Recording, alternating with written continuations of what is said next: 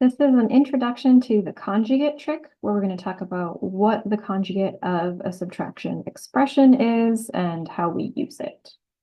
All right, so first, the conjugate of any expression a minus b. We're generally encountering kind of troublesome subtraction in our limits this week. So we'll have an expression that's in the form a minus b, so just something minus something. Its conjugate will be a plus b. So the same two things, but the subtraction between them switches to addition. Right. Now, the reason that we care about the conjugate of some sort of subtraction is because of the associated multiplication shortcut between them. So if we multiply a subtraction expression times its conjugate, a minus b times a plus b, what we get is a squared minus b squared. And this is just someone kind of having done the FOIL ahead of time.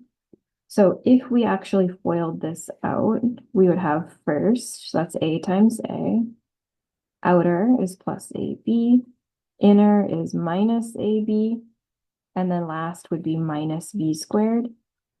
And if we look at these two middle terms from the o and the I respectively, you have plus ab minus ab, and it cancels to just a squared minus b squared.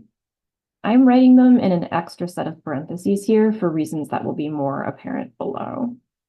So what we're going to do in these problems, you can see the directions already. Multiply the expression by its conjugate and then simplify. So what I'm going to do in these next few steps is skip the FOIL step and just go straight to a squared minus b squared.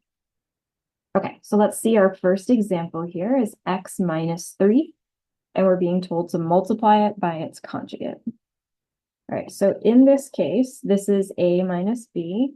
So the role of a is being played by x. The role of b is being played by 3. So if I multiply it by its conjugate, that would be x plus 3.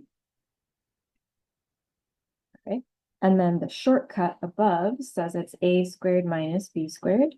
So for us, that's x squared minus 3 squared. And again, in this one, the parentheses are not necessary, but I'm using them just to be safe. I get x squared minus 9. Okay, so it doesn't seem like we really did anything special here, but it's a trick that we're going to need to simplify a larger expression later on.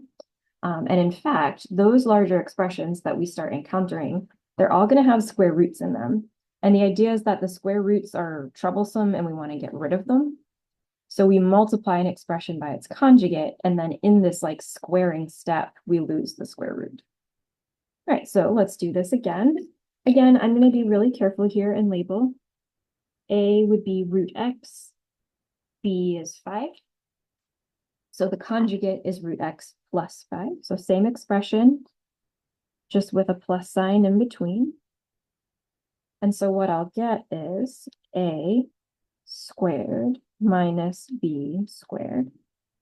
And the square root and the square cancel here. So this just becomes x, and then 5 squared is 25. So when we're doing a bigger problem later on, turning this root x minus 5 into something without a square root in it is going to be helpful for us. All right, one more time. 4 minus root x plus 1. This is my a. This whole root expression is my b. So if I multiply it times its conjugate, I still have the 4 and the root x plus 1. I'm not going to change anything that's under a square root.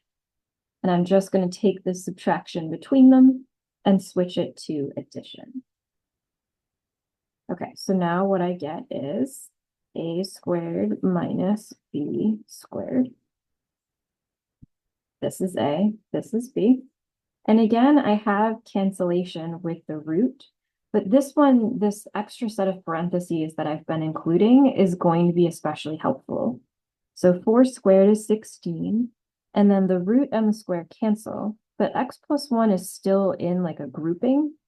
They're still supposed to be together like this in parentheses. So if I want to keep simplifying, which I should do because the directions say so, I'm actually going to distribute the subtraction in. And that'll always be the case. So really, you have an automatic kind of implied set of parentheses around the a and the b when you get to that step. All right, so that gives me 16 minus x minus 1. which simplifies down to 15 minus x.